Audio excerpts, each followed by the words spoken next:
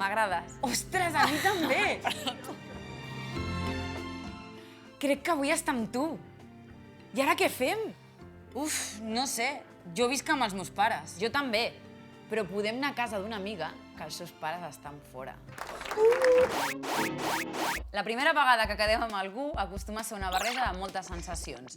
Emoció i entusiasme per una banda, però també por, nervis i moltes incògnites. I llavors... Oh, pànic! Què fem? Per on comencem a investigar? I si no ho hem fet mai, què? Cal investigar, en realitat? O només hem d'escoltar les senyals del nostre cos?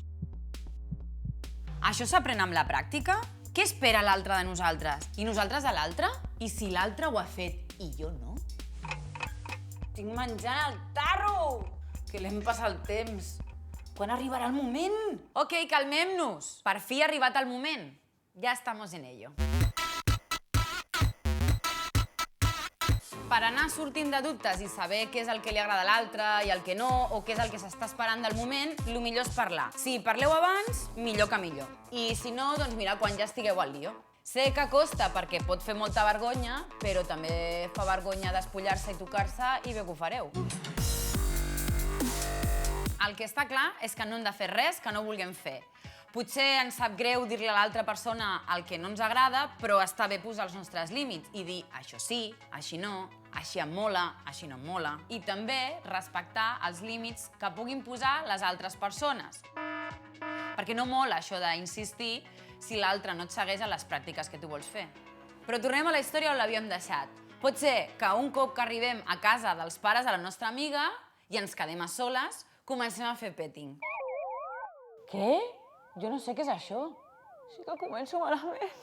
Tranquils! El petting són petons, carícies, tocaments, allò que normalment li diuen preliminars.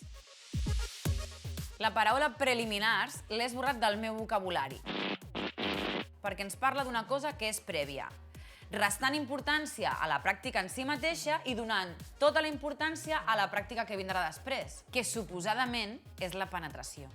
La perspectiva canvia si en comptes de pensar en el petting com un preliminar, el pensem com una pràctica més. De pràctiques n'hi ha 1000, tantes com vulgueu. De fet, en això del sexe no hi ha cap guió, o no hi hauria d'haver-hi. Jo us parlaré de les pràctiques per les que pregunteu més. Ja hem parlat diverses vegades de com la masturbació ens ajuda a conèixer-nos. Però la masturbació és una pràctica que també podem fer amb una altra persona i pot ser molt plaent. També es pot fer sexe oral. Cunilingus, estimulació d'una vulva amb la boca. Fal·lació, o més conegut com mamada, estimulació d'un penis amb la boca.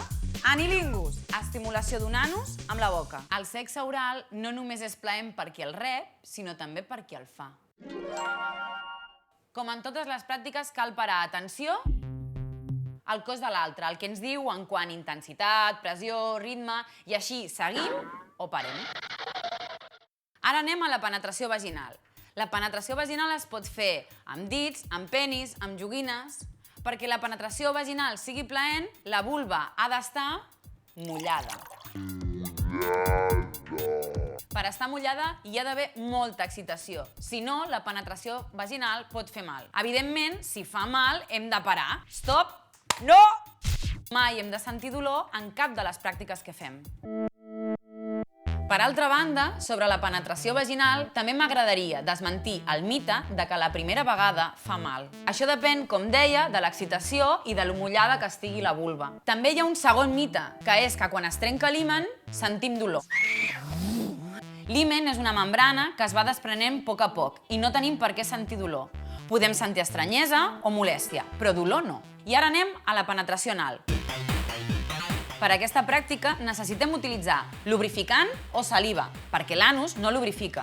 També hem de tenir en compte estimular l'esfínter anal amb carícies o pressionant-lo suaument per tal de que es dilati. La zona de l'anus i el perineu, crec que ja ho he dit alguna altra vegada, són zones molt sensibles, tant en noies com en nois. Ah, important! Igual que amb la penetració vaginal, si voleu evitar infeccions de transmissió sexual, utilitzeu el preservatiu. I un altre consell, si feu sexe anal i després vaginal, millor canviar de condó. Ah, i una altra cosa. Quan parlem de pràctiques sexuals, concretament de la penetració, recordem que no hi ha pràctiques hetero o homo. La penetració vaginal és possible si hi ha vagina i la penetració anal si hi ha anus. I ara sí, ja està. Ei, ja ens seguiu a les xarxes socials? A Instagram, Facebook i YouTube trobareu el programa i continguts inèdits.